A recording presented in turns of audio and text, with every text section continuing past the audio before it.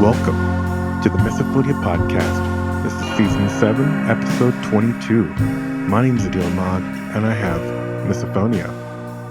This week I'm talking to Seiara, host of my favorite psychology podcast, the Behind the Stigma podcast. And I'm not just saying that because I was on it once. Seiara is based in Dubai and often in London, with a background in psychology and neuroscience from King's College London. We talk all about growing up in Azerbaijan, her family dynamics and reaction to misophonia. We talk about different therapies and neurostimulation studies, visual triggers, boundary issues, HSP and other constructs, dysregulation, and a lot more. And we also talk about the idea of conscious dancing at the end, which is a big passion of hers and helps her a lot. After the show, of course, let me know what you think. You can reach me by email at hello@misophoniapodcast.com or hit me up on Instagram or Facebook at Misophonia Podcast. By the way, please do head over and leave a quick rating wherever you listen to the show on Apple Podcasts or Spotify. It helps move us up in the algorithms when folks are when folks are searching misophonia.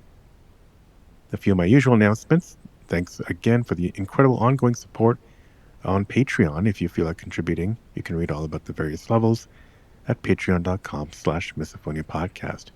And of course, I want to plug the book Sounds Like Misophonia by Dr. Jane Gregory and I. It's a self-help book on misophonia. You can get it anywhere in the world, online, offline. It's published from Bloomsbury Publishers, and you can find links to order in the show notes. This episode is also sponsored by the personal journaling app Basal, B-A-S-A-L, that I developed. Basal provides AI-powered insights into your journal entries and guides you daily with new writing prompts based on those insights. You can even explore many different therapy approaches, modalities, and philosophies. It's available on iOS or Android. Check the show notes or go to hellobasal.com. All right, here's my conversation with Seiara. Seiara, welcome to the podcast. Great to have you here. Hey, Adil. Thank you so much. I'm very excited to be here. A little nervous, but very excited. Yeah, no worries. This will be great. A great conversation. Do you want to tell us a little bit about kind of where you are? Yeah, for sure. Firstly, right off the bat, it's so funny because just before we got on the podcast, the first thing I thought is like, shit, I better not breathe too loud because I'm going to piss off all the listeners on here. So it's at the same time, it's great that, you can say this out loud. You can think this out loud and think, lol, people would actually understand what I mean, because if you say that to anyone else, they'll be like, what?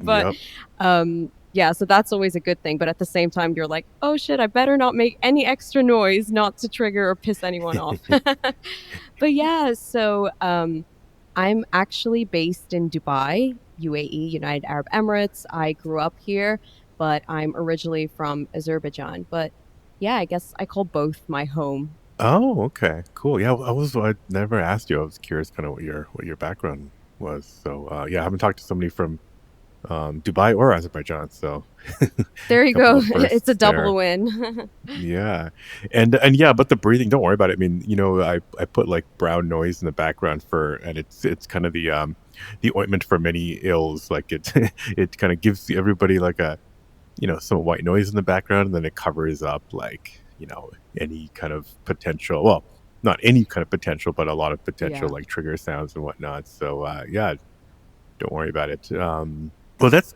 really cool. So, do you want to talk a bit like so? How did you? I mean, I guess how did you get to Dubai from kind of what was your life kind of Yeah. path? Sure. That's kind of crazy. So we moved here in like back in 92. So great, now everyone knows my age. But we moved here when I was like literally 2 years old. Mm-hmm. Um and my dad just started a business here. So think of Dubai when it was still a desert, right? Like now when you see Dubai, it's all skyscrapers, Right. like it's pretty amazing here. But back then it was still pretty underdeveloped. It was Mm-hmm. small buildings, not more than like one mall. So it's actually surreal to see how it's shifted in the past 20 plus years. And yeah, I used to travel to like Azerbaijan during the summer, but most of my life I've just spent it here. So Dubai is honestly my home. And even Mm-hmm. when I travel, as much as this sucks, I'm always like, I get like the itch to go home, you know? I'm like, oh, I miss the heat. And I, especially when I travel in the Yeah. winter. So yeah, that's kind of my story, honestly. Travel around a lot, but I've always been based here in Dubai. Okay. And I know that we'll talk about maybe you're, because you go to London a lot, and I'm assuming it sounds like I mean, you're at school in London. Uh, and the listeners know a little bit about your podcast. Obviously, I've been on it and I mentioned it in the preamble. But so it sounds like you're spending a lot of time in London. Do you want to talk about, I guess, kind of what you're studying and your kind of the background of your interest in psychology? Yeah, sure. So, funnily enough, I'm actually traveling to London after tomorrow again. So there you go. But yeah, so my background's in now it is in psychology and neuroscience of mental health. So I did my master's at King's College London. But during my master's, I came across this organization in the UK called Student Minds. And it's basically like a charity that focuses on student mental health in the UK along with other things. And it's more about collaborative research. So it basically intersects universities and students and allows the student voice to be kind of at the forefront. So I've been working with them for 2 years, and we do. Well, this week is going to be like our first in-person meeting, but most of the meetings are online. But I do travel back and forth to the UK just because, my university was there, my master's was there, and then B, it just kind of turned out because doing my master's there, as I was connected with so many other students within my field. So we do a lot of like meetups and hangouts and things like that as well. So it's both like from a university perspective and, studies and things like that. But then kind of it became a place where I would just like comfortably like go back and forth to. And yeah, so recently, I mean, soon I'm looking to do my PhD as well.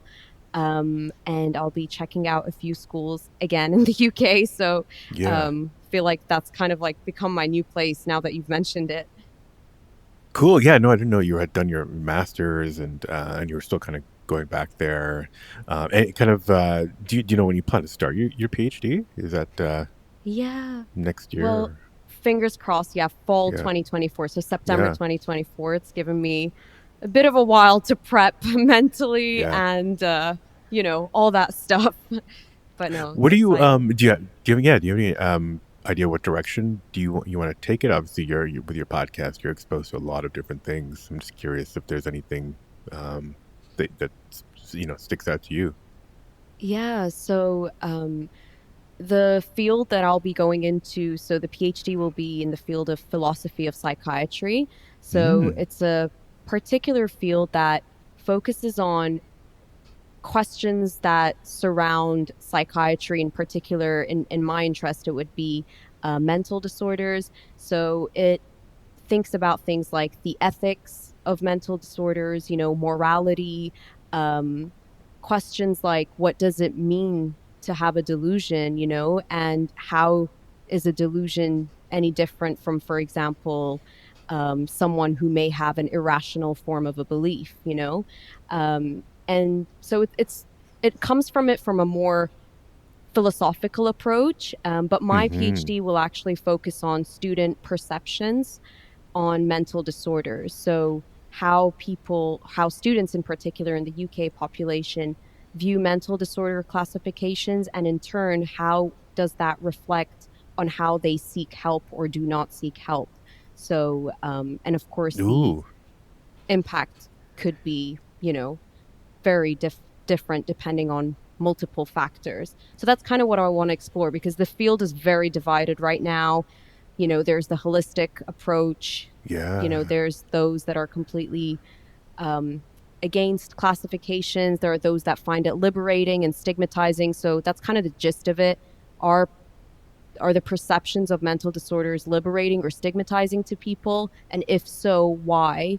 And kind of the role of biological explanations. There's clearly a lot I want to explore in Oh that study, yeah. but No, this is all fascinating stuff. As a layperson who's who's got a bit of a brain, I can kind of see, you can kind of sense You that definitely do. that kind of conflict in that. Well, not I don't want to say conflict, but that kind of No, like sure. all these debates in the field, and I find it fascinating on a philosophical level. But I think what you're alluding to also kind of on a practical policy level or Yeah. person level, because it affects how if and how people seek help and what help they'll get. Because sometimes you'll just go to somebody and it could be there's like three completely different directions, and you'll be shuttled into one because of insurance or something like that, and it might not be the help you need. Exactly. No, that's exactly how it is, right? Based on the way things are currently done, it's as in the impact on people are based on the current, regulations or the clinical procedure. So actually looking into these questions, the hope is that, okay, are we actually giving the right support to people? Is this exactly particular for me? Again, I'm focusing within like student population. So maybe that would be more in terms of university resources and things like that. All right. But no, you're absolutely right from that perspective.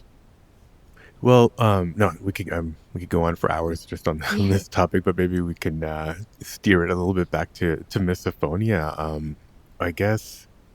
Oh, yeah. Do you want to maybe rewind it back again to kind of like when you first started to, I guess, notice misophonia?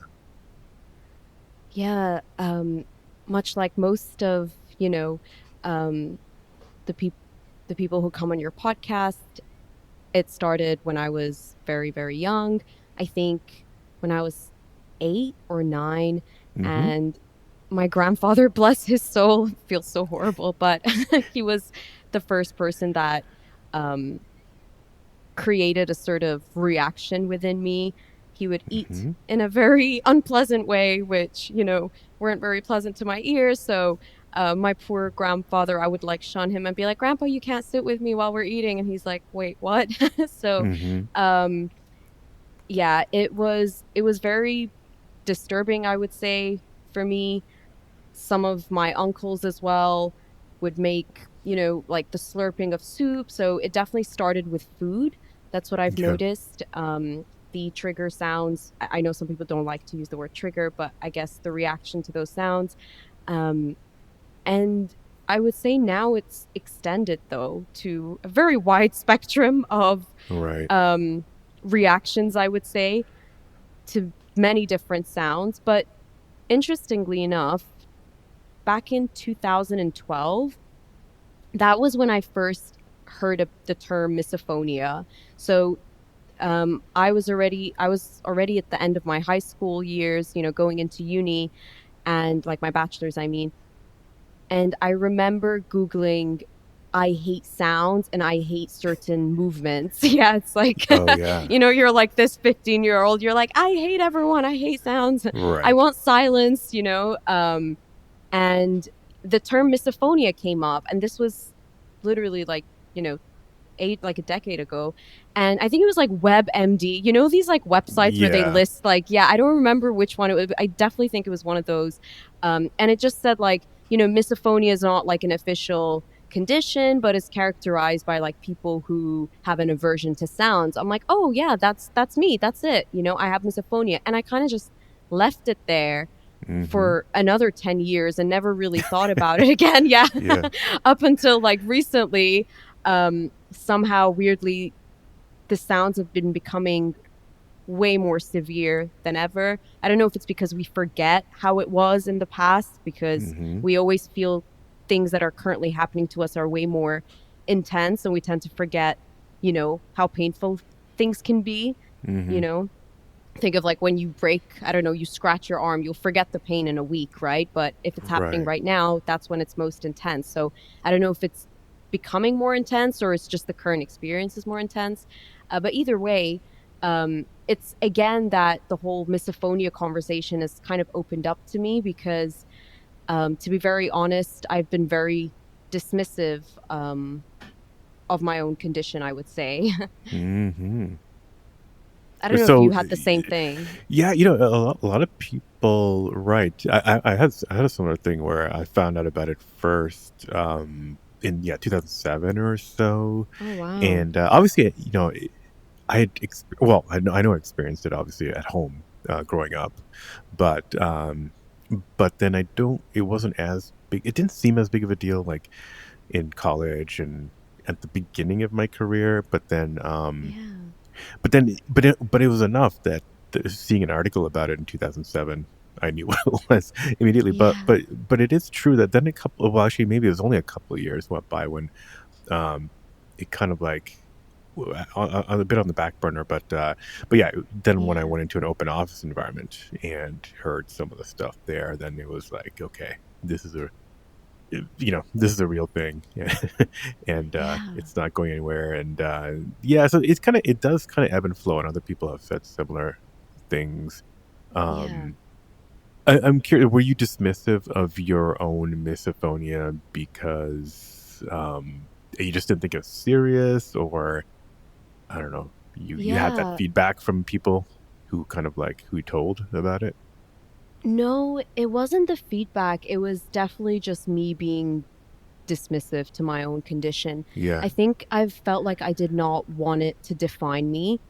Hmm. Even by talking to you, if I'm honest, I was very shy and hesitant because I thought, is this really, the first thing I want to put out there into this world? Because and I guess at least in my mind, each one of us are much more than our misophonia, right? It's something we live with, but it's not the entirety of us. And so for Right. that reason, there was this hesitation, shame, or even guilt that came with it because Hmm. I didn't want it to solely be remembered as my identity.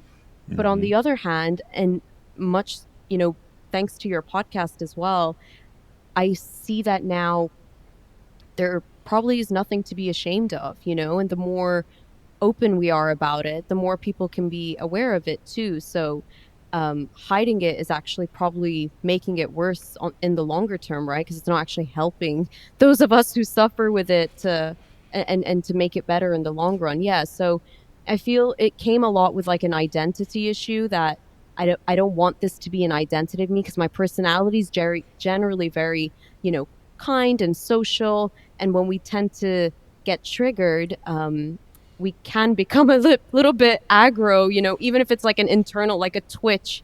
It kind of goes against like my natural nature of being friendly and sweet or whatever it may Right. be.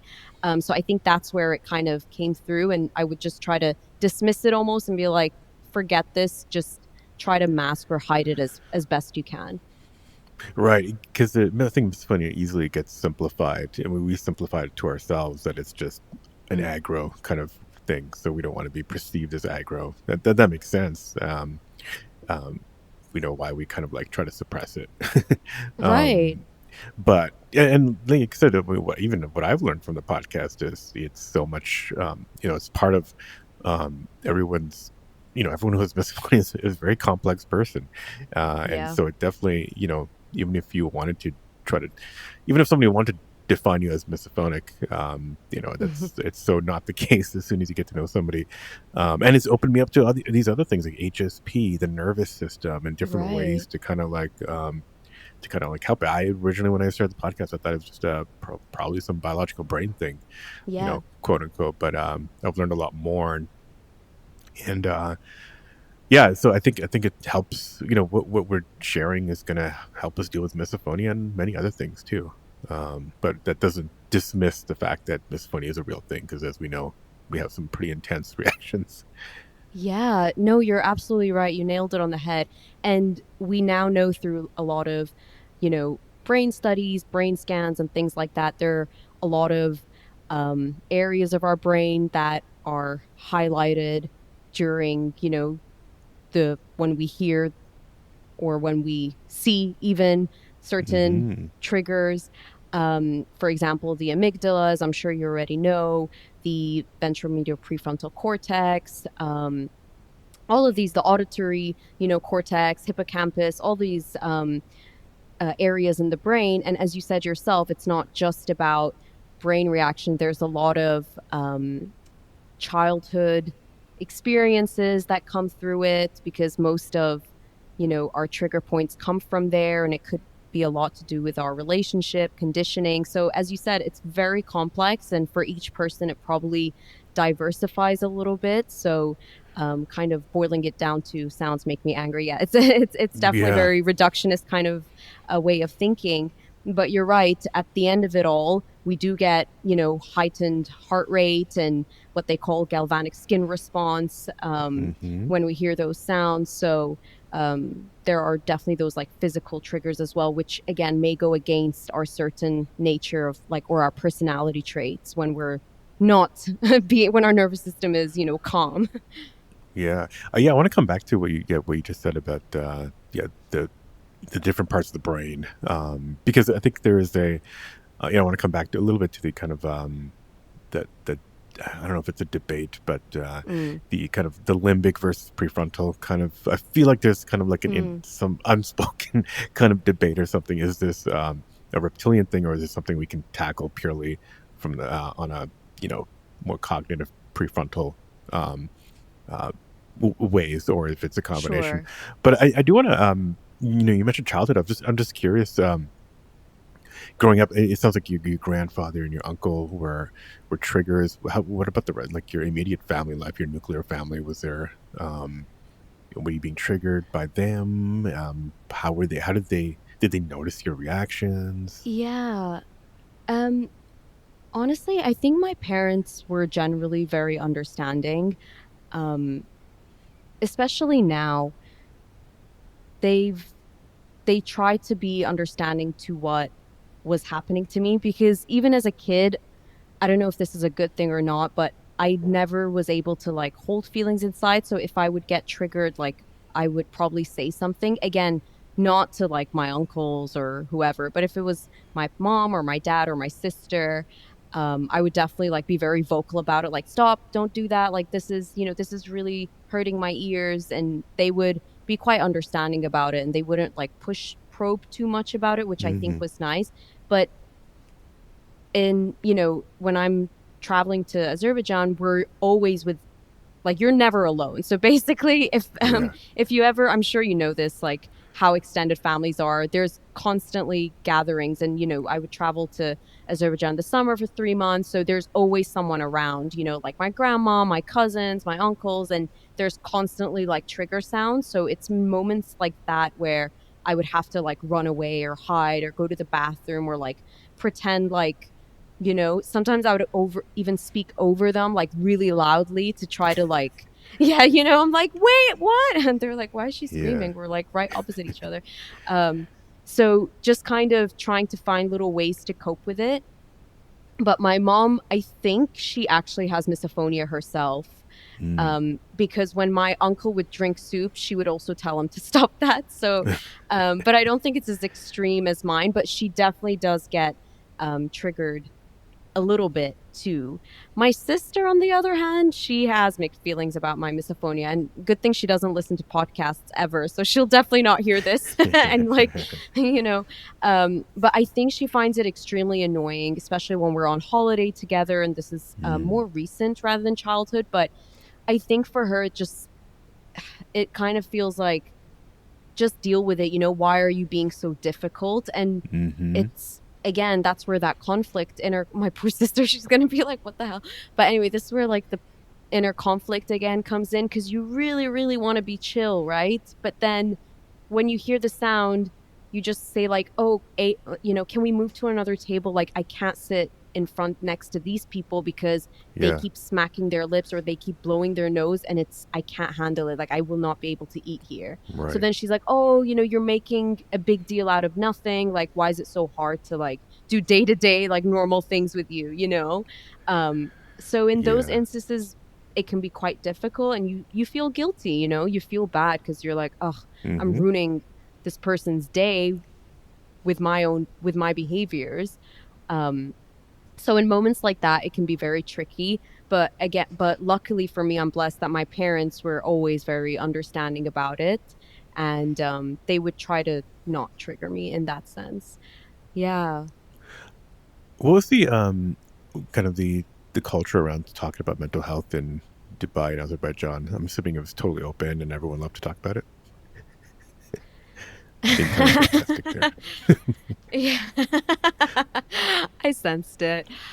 Oh my God. Yeah. It's like, I mean, I also come from an when Asian. I should say, people, I come from a yeah, kind of an no, Asian no, background as well. So I can kind of like riff around that part of the world. I hope without offending too many people. totally not at all. Totally, you can. And it's so funny because, when you say like, oh, I'm feeling like I think I'm like properly depressed, and they're like, just like have soup and you'll feel better. You're like, oh, great advice, mom, thanks, So, Yeah, um, but in Azerbaijan, that's like Christina was on. There's somebody named Christina was on earlier, yeah, and her mom told her to just write it down on a piece of paper and then throw it out, I love it. and that'll. So I thought that was superstition. amazing. Yeah, my grandma would Yeah, probably like start telling me, "Oh, you have a bad eye. Let's do a little, let's put some salt around you and chant something and right. then throw it in the fire." And you're like, "Wait, what?" But yeah, bless her soul. It's it's interesting because in so Azerbaijan used to be a part of the Soviet Union, right? Mm-hmm. And Mm-hmm. in Russia or post-Soviet countries, which Azerbaijan was a part of, mental health, or in more of a sense, I would say psychiatric conditions, were very well studied, right? But they would see it as it would be very extreme, So if you're clinically depressed, you need, psychiatric care. If you have a hallucination, you need to be locked up and you're mad, the whole Mm, madness kind of narrative was very, very strong. So even most of my family are doctors, by the way, so they're quite open with these conversations. And my mom mm, studied neurology as well. She finished med school and she studied psychiatry. So she was quite, my family is quite open within these conversations, but they view it in a very different way, mm, So they would view it in a sense like, yes, schizophrenia, someone who has hallucinations equals mental or mad, mm-hmm, Whereas I would argue with her now and say, well, that's not entirely the case because not everyone who's schizophrenic is a serial killer, which is like sometimes mm-hmm, the old narrative. So I would say there's a lot of that old stigma, definitely. mm-hmm. um but it's changing, I'm sure. It's definitely changing. Everyone has a therapist now, which is interesting. And Oh, Dubai is even a over there, like Dubai and Azerbaijan.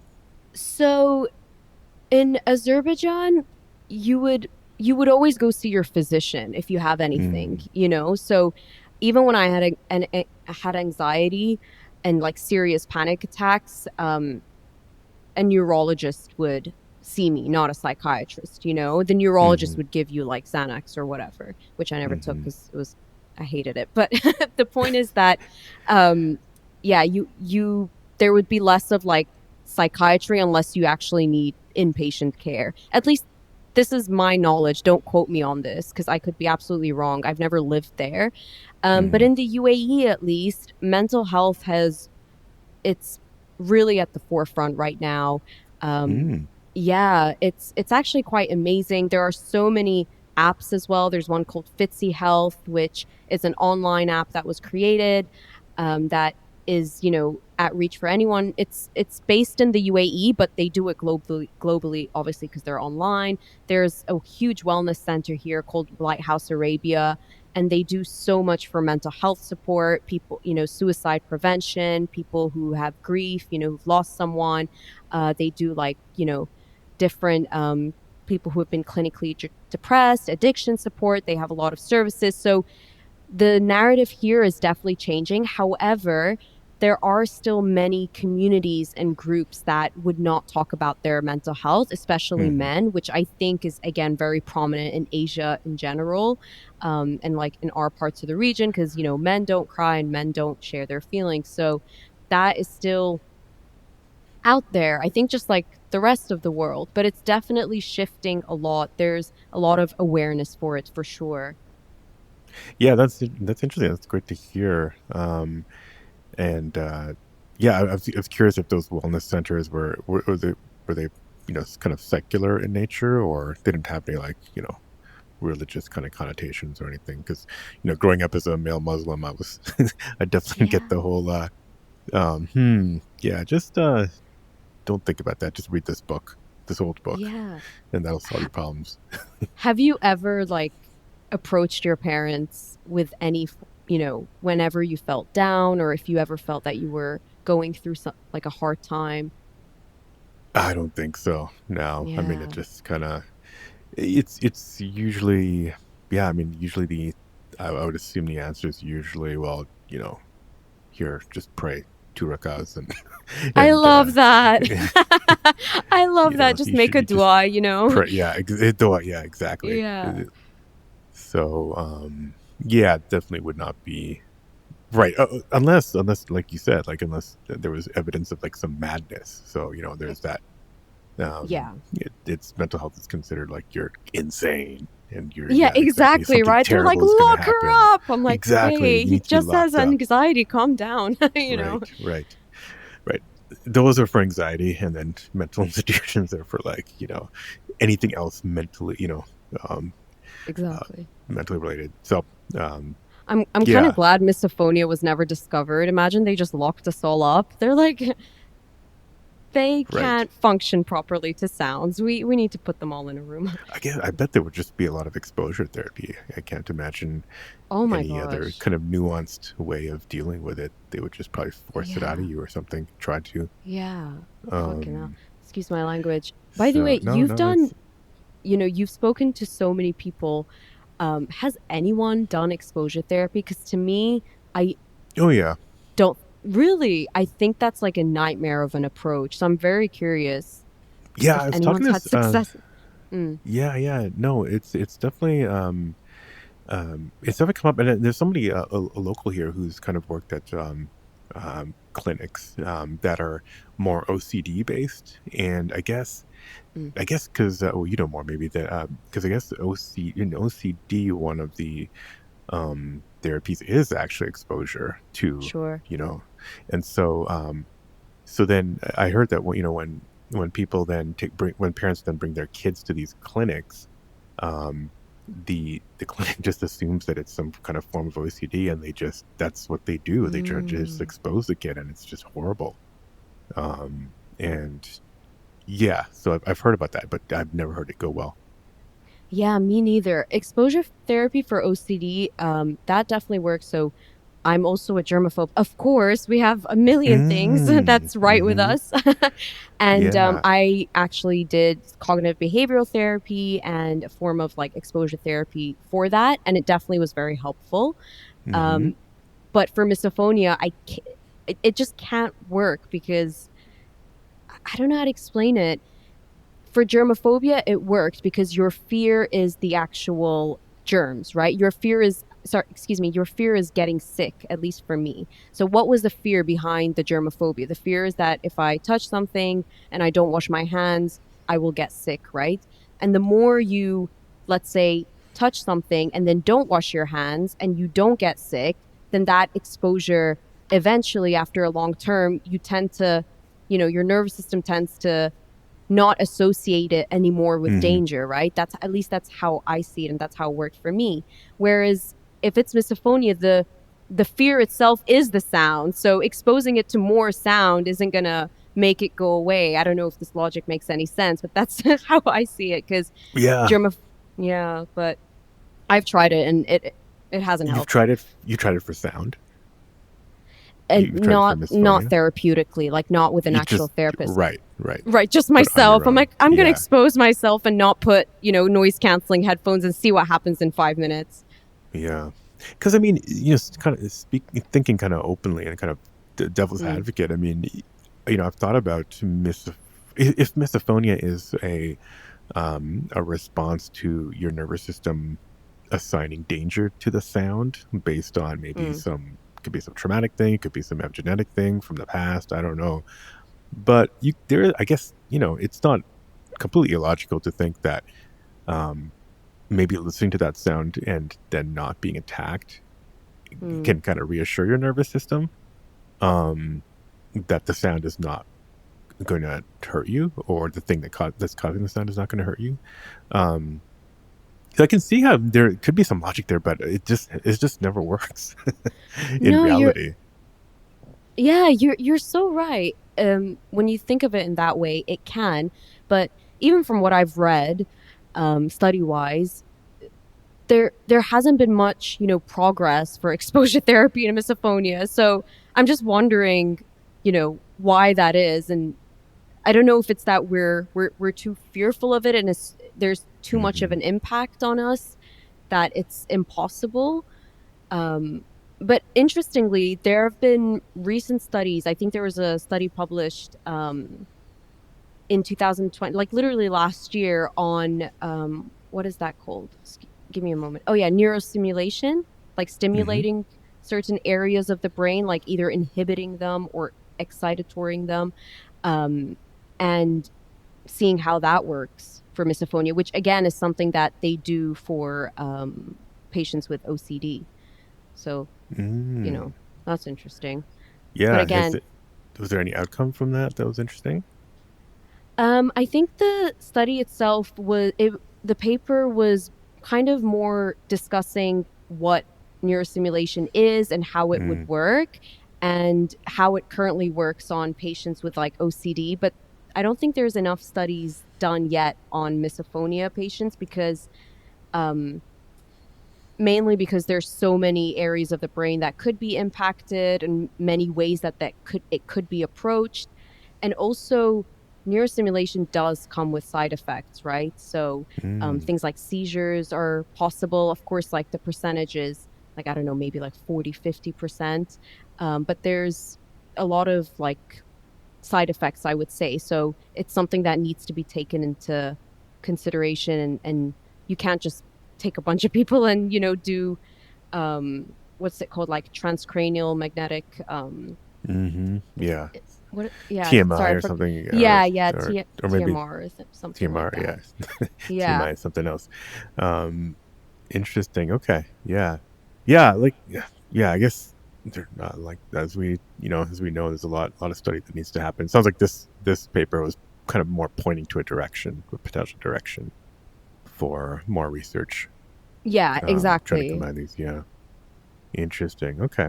Yeah. So yeah, you mentioned germaphobe. I think you mentioned earlier, kind of alluding to like movement. So I'm assuming like misokinesia, the kind of visual triggers, is a big deal for you as well. Maybe. Yeah, yeah, it is. Unfortunately, Yeah. it's definitely a trigger too. Even just sometimes seeing people, and I actually read this in your book, with, Dr. Jane Gregory, that they mentioned it's the person sometimes that can be triggering for you, and then B, certain movements and certain Mm-hmm. tonalities. So it's interesting, or that two people could make the same movement, but one person may be a little bit more triggering than the other. And that's kind of mind blowing to me why. But generally, if someone is, I don't know how to explain, like making a chewing movement without even hearing the sound, I would potentially get annoyed. Um, yeah, it's strange. Even if someone comes too close and like they don't actually scrape off me, but I feel like they would, like even Mm. that sensory movement would piss me off. So I Yeah. don't know if that's directly related to misophonia, but it has all to do with like sounds and, movement being too close. Like, I don't know if this is also like a boundary thing, feeling like you're being violated almost. Oh, that's an interesting idea. Yeah, because I have, I've mentioned before. I feel like in the future this won't be. This will be realized. This will be the name might change, but it won't be just a sound thing. I feel like there is Mm, more going on. But that's interesting. What you said about boundaries, and almost a sense of being, yeah, some kind of violation happening. Because all yeah. these Do you things, ever that's feel kind of what that? this common. Yeah, no, I do, especially with like you actually, yeah, you said like the closeness and the touching kind of thing. Mm, Sometimes, but I'm wondering if like even I'm trying to think of it. I'm trying to frame the sound and visual stuff as kind of a bound. I'm gonna have to ponder that. because it's sometimes it just seems like Yeah. the sound is really, that's all you can focus on, and it seems like it's right close to you, and it seems like I always think I think often when I'm being triggered, it's like everything's fine. It's just this one thing Yeah. um, that if I can make that go away, everything's fine. It's like it intruded on my current environment. There's almost in some ways it's kind of like a boundary violation.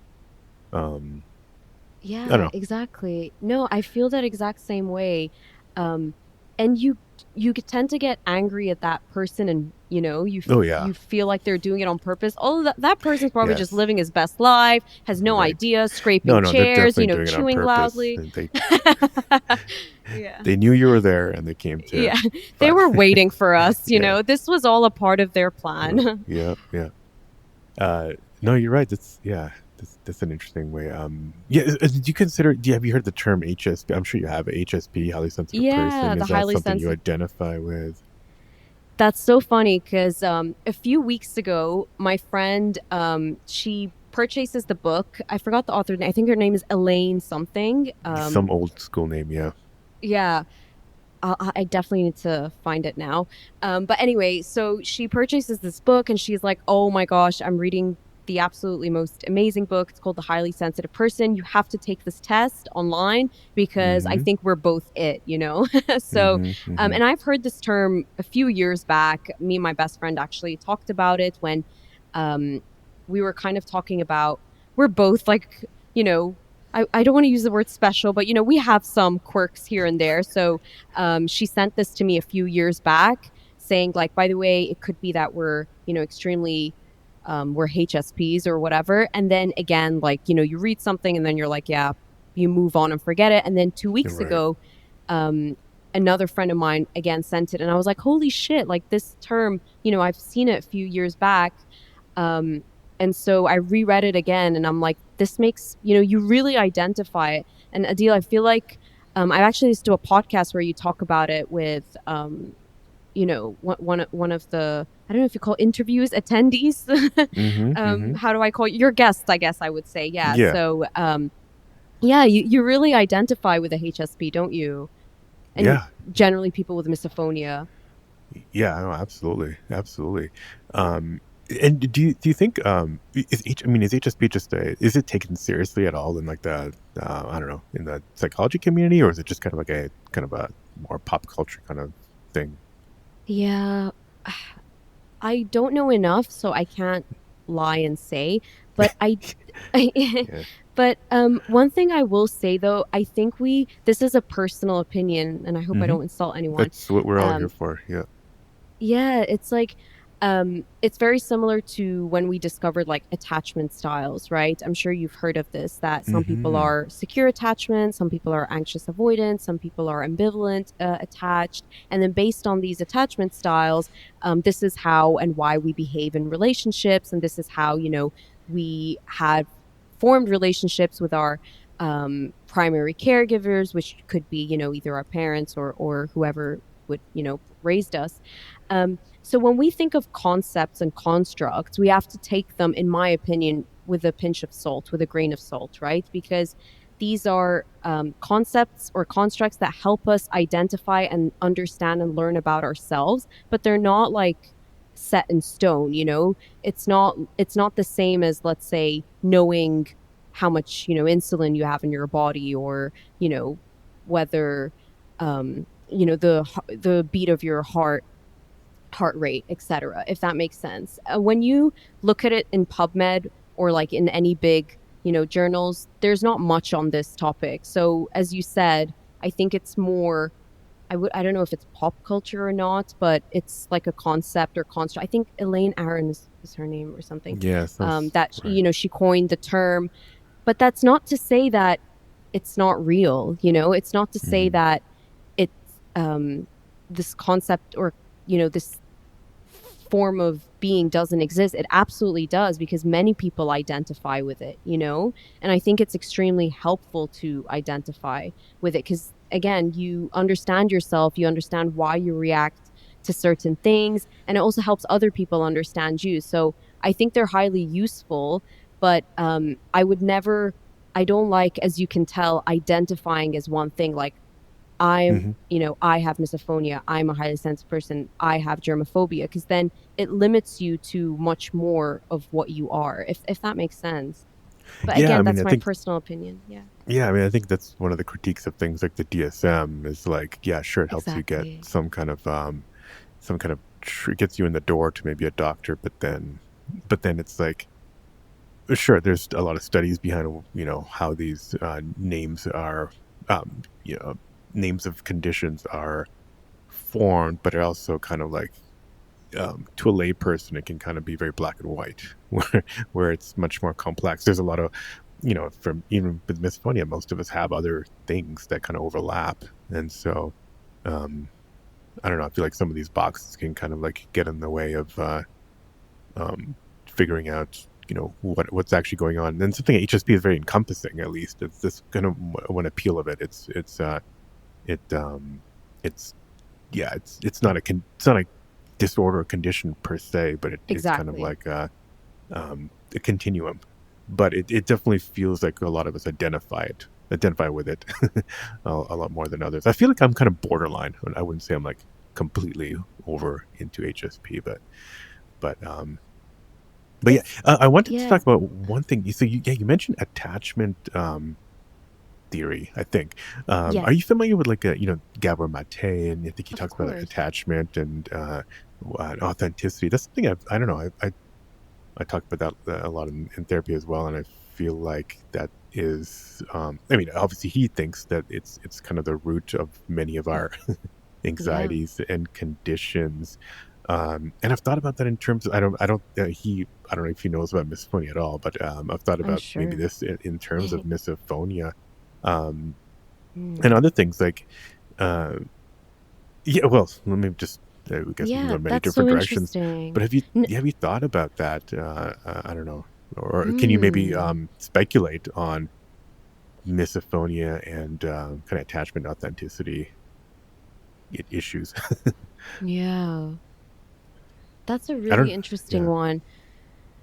Attachment styles is an interesting one too, because according to this theory, we all have kind of a main attachment style, and that is based on the way, again, we had a relationship with our primary caregivers.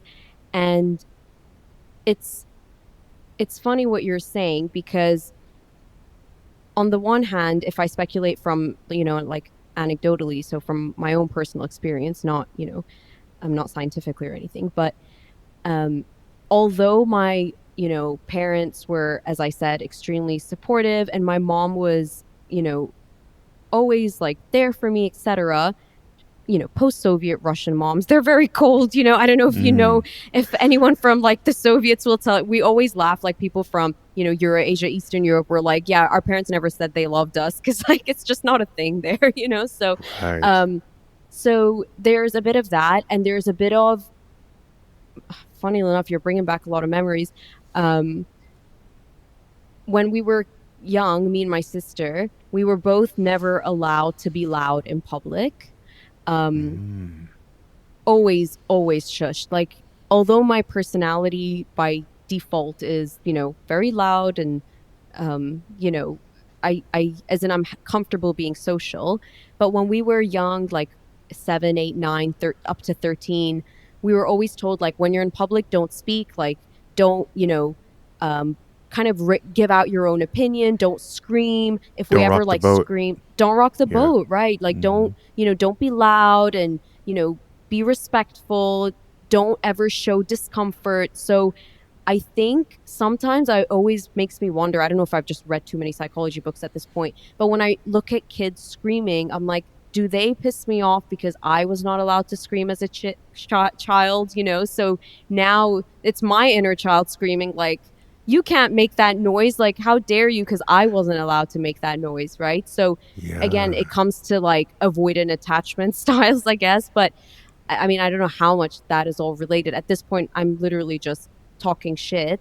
But it is interesting that I wasn't allowed to make a lot of sounds. So I was always very conscious of sounds in general, Mm-hmm. whether it's eating, whether it's talking, whether it's screaming and being like, loud or whatever. So I don't know how much that triples through. But then again, my sister didn't get impacted by that. So there's so many factors, right? Yeah, no, I was gonna say that. Like, I think, yeah, what you just said. I had a similar kind of background where, yeah, don't rock the boat. Don't, Really? don't be late for places. Don't talk. Yeah, don't be too loud. Don't show discomfort. Don't cause discomfort. And so, Oh my God, yeah, don't be that's, late to places. Did you say yep. that? Mm-hmm. Oh my Mm-hmm. God, that was a huge one for me. Oh, even That's to this day, if interesting. oh, even to this day, if anyone in my family is looks, if it seems like they might be late for something or Yeah. might be holding us up from getting somewhere on time, I get really anxious. Wait, I'm the same. I'm not even Mm-hmm. kidding. Time is the one thing that freaks the Mm-hmm. hell out of me. Shit, Mm-hmm. that's crazy. Mm-hmm. Huh. And yeah, that's a direct line to childhood for me. Yeah, yeah, no Um, doubt. and Like so dad leaving you on the street if you don't come by mhm, 3:01, right, No, no, I'm right. kidding, but kind of. So yeah. Um, yeah, I mean that gets in. Yeah, so I'm always very curious about it. Kind of like, obviously, I lean a lot towards there's got to be stuff in childhood that have kind of affected this. But then, yeah, as you were saying that, I was like, yeah, your sister obviously kind of went the other way, or just didn't affect her. Obviously, there's other factors. Is it Yeah. something we're, not born to have, but is there something that we're more some of them are predisposed, either Mm. epigenetically or otherwise, to kind of have that switch flip for us. That's kind of my Yeah. next question, which is going to be unanswered for a while.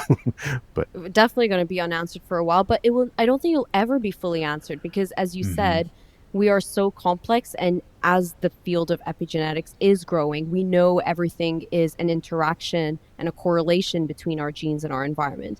And by the way, what's even more interesting is even though you and your sister or your sibling, whoever, brother, sister, are grown in the same household, your relationship with your parents or your primary caregivers will still be different. My sister was right. treated very differently.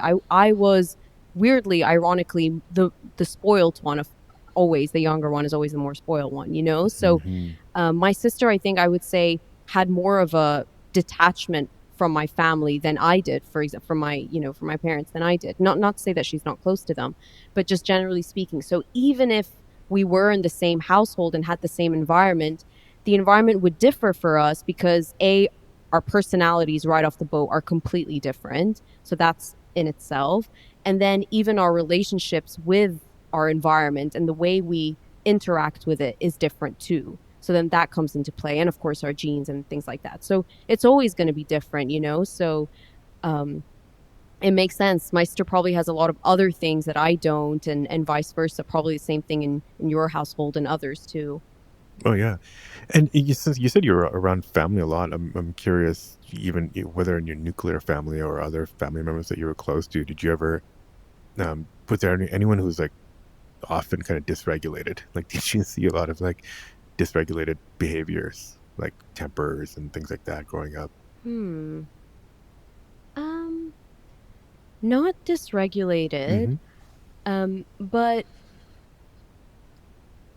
I'm not very comfortable sharing this. I don't know if you'd want to maybe cut it out or Sure. maybe Yeah, yeah, not. yeah. But my dad, when we were very young, he got into a really bad accident. hmm Um, well, they used to tell us it was an accident. Basically, he was in Russia and him and his friends got into a huge fight and someone broke a bottle on his head. And so mm he lost half his brain. And most mm of the areas of his brain that were impacted were some of his areas that are in charge of, like, I guess, social cues, but hmm also other um, areas kind of on the temporal medial lobe area. But anyway, so the point is, my dad was kind of not well for a very big chunk of our childhood. And I think I've like hmm suppressed that a lot, hmm which probably has impacted also because I grew up being super, super, super close to my dad as like from a very young age. We were like besties. hmm And then until I hit teenage years, I was still very young. I think I was like not even teenager yet, like 11, maybe 10 or 11. My dad was in hospital for like a year, Mm, under, supervision. And then when he did come out, he was a complete different person. So mm, he had very dysregulated behaviors, mhm, which again, I probably suppressed for a long time. Like, touch wood, thank God he's all good now. But I think that mhm. definitely may have played a role, but I just never looked into it because, as human beings, we tend to shove things deep down and Yeah, not look back. yeah. No, that sounds terrible. I'm glad he's feeling better. Thank you. Yeah, I'm just curious because a lot of us kind of I know I've probably mimicked some of my behaviors based on like volatility in other people's Really? behaviors growing up. Do you mind me asking, like, for example, an Oh example? well, yeah. I mean, it's actually it's actually in the actually I wrote a letter to my child self that's at the end of one of Oh the my chapters of the God. book, I think, and it's actually I kind of wrote it in real time as I realized that I would see I would I would something would be misplaced in the house, and then it would kind of like it would go from Jekyll and Hyde situation where I'd be Yeah. playing or doing whatever, and then suddenly Oh, everyone had to drop everything and like look for this thing, and then be oh my kind of like God. um, you know, eviscerated for not finding it or having it misplaced or something. And so there was a lot of there's a lot of that, trying to listen to what is everybody's moods on different floors of the Yeah. house from like two floors away. And then somebody came on the podcast recently and recounted Yeah. something similar and said she would, kind of glue her ears to the heating vents to kind of hear what was Oh my being. I guess in gosh. her case it was like parents fighting. And Yeah. so and then the letter to myself also I think mentioned that it's the only thing that would stop this would be usually the only thing that would stop this kind of like tense situation would be then a quiet dinner time. And so Wow. and so my I would be dysregulated. Well, I would be my nervous system would be kind of like completely shot, and then have to go sit Wow. down and listen to people eat. And Oh so you my can only gosh. imagine potentially, Holy shit. what you're kind of like what your body's feeling and kind of sensing. And so that's when it's Oh, still kind of listening for different moods, right? But I'm also hearing all the chewing. And so I don't know that's that it's just horrible. it's a potential connection, but it's interesting to think about. So I always kind of ask people who've come on and have had Yeah. alcoholic parents or other kind of things like, Yeah. and it Oh, I does want come to up a lot. hug Mhm. baby Adil. Give him comfort because I just know how horrible that is. Oh, thank you.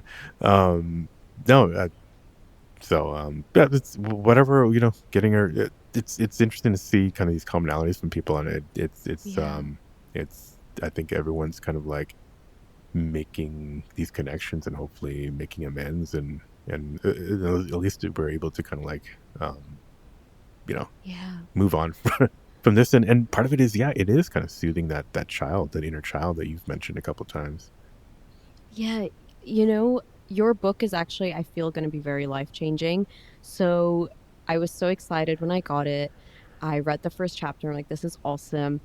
I went to, I think it was chapter 2, and I was like, I'm scared that I'm going to get triggered reading this book. And so Uh, I skipped to, like, I think chapter 4. I've been jumping from hmm chapters. I'm like, I really Well, need to that's start kind of the reading. point. No, no, Yeah, that's what I love the about it. the Yeah. instructions actually say, "Please jump around and Yes. put it down, come back." So, yeah. Yes, I love that. And I think it was in one of the chapters, like, if you're not ready to, like, yeah, explore this Mhm. in deep, just like jump to chapter 7. So I've kind of been doing that. And just like reading, your stories, and also just other people, like what you're writing, makes you think about your own experiences as well. That's why I think it's going to be so life changing. I did have like a little aha moment. Again, it's a bit of a personal thing. So, as you Mhm. can tell, I'm a little reserved in sharing, Mhm. but Yeah, yeah. um, apologies for that. But it was definitely a very, big moment for me to realize, oh shit, like this is connected. And Mhm. I think like in moments like that, you it almost feels like you feel better. I don't know how to Mhm. explain it. Even though it's not like, "Oh, my misophonia is gone now," but you kind of feel like you understand yourself a bit better, and that feels empowering, right? Right. So yeah, I'm excited to read it like a normal person and not like keep jumping and jumping. No, no, But yeah, it's an awesome book, and I definitely just recommend anyone with miso who has it to get it because yeah, it's important to look within. And I think I'm glad that we are moving towards this kind of era, I would say, where people are very open to self-exploration, looking into, their childhood, family behaviors and patterns, because these are the things that we could actually change. So yeah, I think that's very cool. I did go off topic here a bit, no, but no, that's great. I was gonna say I actually have a kind of a hard stop in a few minutes for a work meeting, but yeah, I was yeah. gonna ask. I mean, if you have any final words, but that was actually a great. I don't know. That was kind of like a great way to sum things up. But yeah, do you have any kind of like anything else you kind of want to share with the audience? Um, Not to put you on the spot, but no, I not think at you've done a great all. job already. It's been great. Oh no, not at all. Thank you. You're very kind. I think you can cut this part out if you don't think it's relevant, but Sure. um I think one thing that has helped me is just finding something that helps you regulate your system. Hmm. So for me that's dancing. Um in particular it's something called conscious dancing, and if you've never heard of it, I highly There is an recommend. episode on your podcast about it, so yeah, Yeah. I'll try to put a link to it. Yeah. Yeah. No, no, that's very kind. But yeah, because it basically for me it combines the healing sounds of music, which music is something I absolutely love, and also letting go of tension that's held in your body. So conscious dancing is you move a lot, so it kind of allows you to enter this void if you enjoy, deep house, or if you enjoy listening to music. And it's very immersive that allows your mind and your body to kind of flow together rather than against each other. Because I feel, in our day to day, we have a lot of resistance and there's sometimes a disconnect. So during dancing, I feel there's that harmony when your, mind and body are finally like, let's integrate, and it's peaceful to my ears. It's so regulating for my nervous system. So I think it's all about when trying to find things to calm you, find things that is regulating for you. And I think that kind of helps me if I go through a session of conscious dancing. Weirdly enough, for the next day or so, somehow my misophonia triggers won't be as intense. Hmm. Yeah. No, that's great. Yeah, mind body integration, being, I think, more aware. I think being more aware of your senses, like this is a whole other topic, but I feel like from some, I don't know, some books I've read from, ironically, from an architecture store that I've been to. Wow. It was pointed out to me in this book. I think it's called the Eyes of the.